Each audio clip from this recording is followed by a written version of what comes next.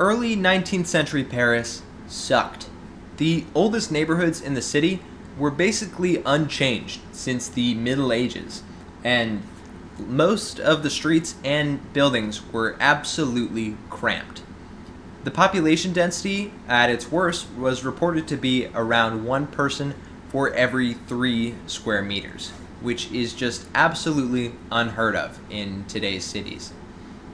And while some modern cities like Hong Kong have kind of a similar level of density, 1800s Parisians did not have the same luxury of modern medicine. And as a result, the city was a hotbed for sickness and disease. The sheer density of Paris had 3 major issues. The first, as we said, is disease. And cholera outbreaks during this time killed around 5% of the city's population.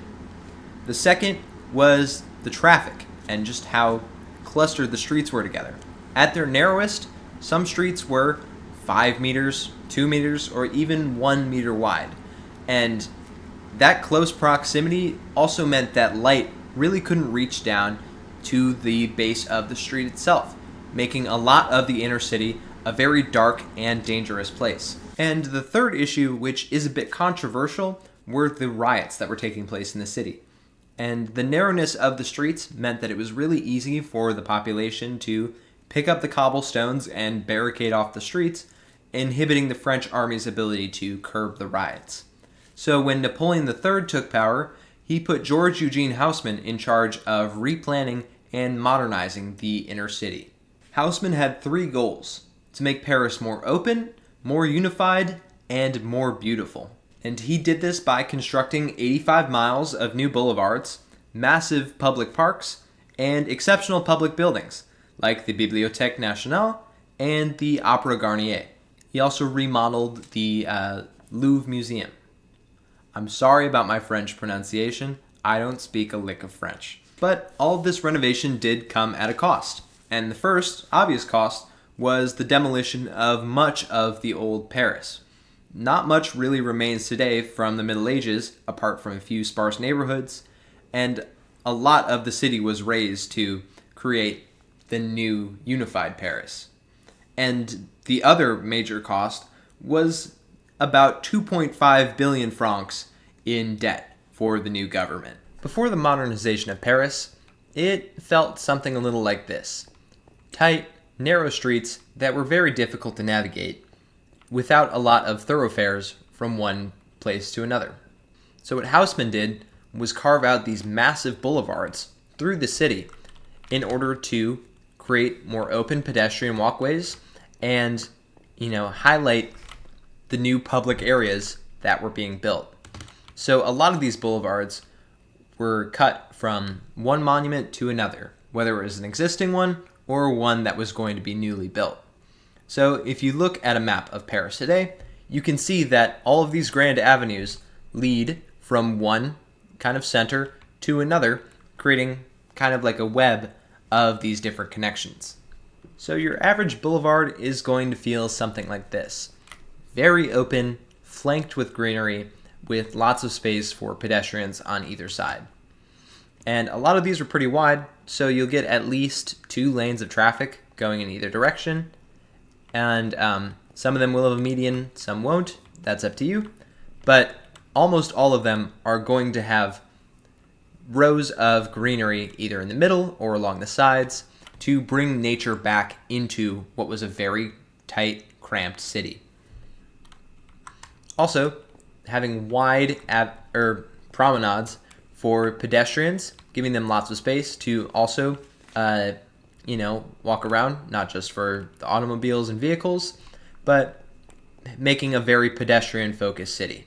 And part of what keeps Paris so pedestrian-friendly, despite these wide avenues, is just how dense everything is still packed together. The different buildings are basically butt up right next to each other, and everything is within a walkable distance, and then you also have the metro and public transport to be able to take you from place to place. It's designed to be able to be accessible by just walking on foot. And that's a strong quality that, well, at least in America, not a lot of cities have. And the new vision for Paris was obviously to create a much more unified city, but also one that was a lot more integrated than previously. So what you see in Paris that you don't in a lot of cities is multiple classes living all within the same building. So most buildings had the same kind of organization with the floors. At your bottom floor, you're going to have some kind of mercantile space, a shop, a restaurant, what have you. Then above, you're going to have the space for the shopkeeper themselves. And this is going to be a little bit more cramped, but these are going to be pretty loud floors, and they're going to be more self-contained. And then above that, you're going to have what is known as the noble floor. And now, while in today's day and age, having like the top floor, the penthouse, is often seen as the most desirable, back before the invention of the elevator, you wanted to be as low as possible so you didn't have to walk up so many stairs. So the first floor above that mercantile space is going to be the fanciest schmanciest apartment. So you're going to have the tallest ceilings and most wide open rooms, and they're also going to have a balcony out onto the street where they can get some fresh air. Then above that, you're going to have a nicer apartment, but not something that is as nice as the one below it. And this is a repeating pattern. As we go up further, the ceiling gets lower and there's a little bit less space. They just don't get as nice the taller you go because they were less desirable. You had to walk up much further to get to where you lived. So the result of this is that you have people of every single class living within one building together. The materials with which these buildings were built out of were pretty homogenized as far as things go. For the main construction of the walls themselves, it really ranges from like a white to a kind of beige color. But if you drop yourself in Paris in the street view, or if you live close enough to actually visit, you'll notice that apart from the main like monuments, most every building is going to be the same kind of color, height, and general style. Especially the ones that are all built in this era, they were meant to look very similar to give the city a unified look. So your colors are going to range from like white to tan and beige. And then for the roof, you're going to go with these kind of green and blues. Might be a little bit exaggerated, but something within the range of like a blue-green to a dark gray for the roof. On the street, you're going to have a lot more colors in the different storefronts, but above that, it's all going to be pretty samey. So as far as these buildings go, they're pretty simple. And if you can design one, a few minor tweaks are basically all you need to create a whole city worth of them. Just giving yourself a blank template to work off of and then tweaking a little bit of the details will give you something that you can repeat basically ad nauseum for an entire city design. So a few things I want to point out that are pretty important, especially in this era. You're going to have strong vertical lines of windows. This is really before steel was widely used in construction, and so it's a lot of load-bearing masonry, and that means we can't have super wide windows, so we're going to have vertical windows.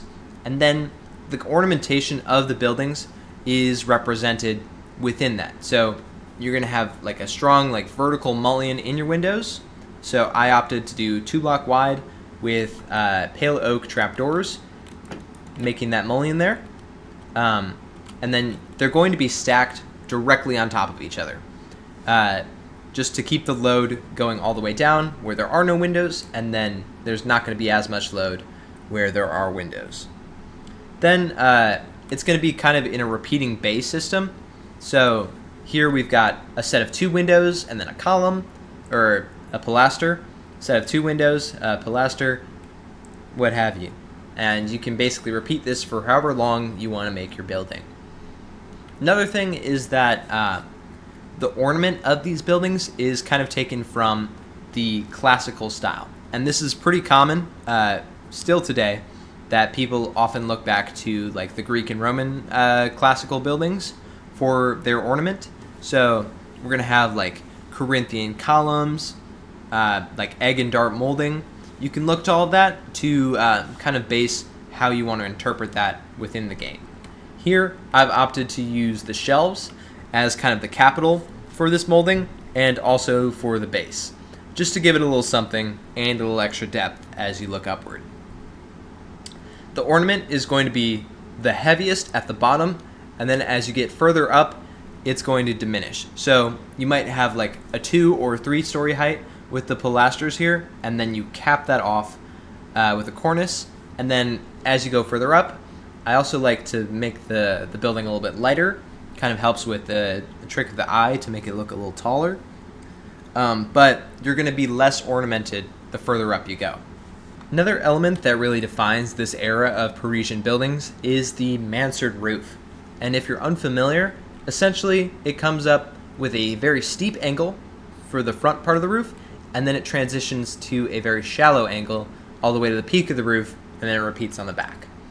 So it kind of gives the effect of like adding a lot more height to the building, and it also helps you when you put these dormer windows in, helps them stand pretty close to the facade of the building. So again, steep slope at the top, and then it reaches a point, and then it switches to a shallower slope. Another thing to note, typically the floor right below that top floor that's within the roof is going to have a continuous balcony that wraps around the entire building. If you only have one side facing the street, it's only going to face, that one side. It won't go around. But if you got a corner or it's a freestanding building, you're going to have that balcony wrap all the way around. Compared to these bottom balconies, though, these are going to be more of an individual balcony because we've got, these are the fancy apartments and they don't want to mingle as much, so they're going to get their own private balcony. Up here, where these apartments are not as nice, they don't get that kind of separation. They're going to have one balcony that is shared among everyone on the floor. So that'll just about do it for this architectural style. There's really not a lot to it, but it's one that's pretty famous and well regarded for its beauty. And obviously Paris is one of the most popular tourist destinations in the world, and people really like it. So, there's kind of a beauty in its simplicity and the unity within the whole city. It really adds a lot. So if you enjoyed this video and you'd like to support the channel, please consider joining the Discord down below. We've got a nice growing community of architects, architecture students, and just people that are interested in buildings. So if any of those describe you and you'd like to talk with other people who are similarly minded, join down below. We'd love to have you. And thank you guys so much for 5,000 subscribers. It's crazy that we've made it to this point, and I couldn't have done it without all of your support. So again, thank you so much. And with that, I'll see you in the next one. Have a good one.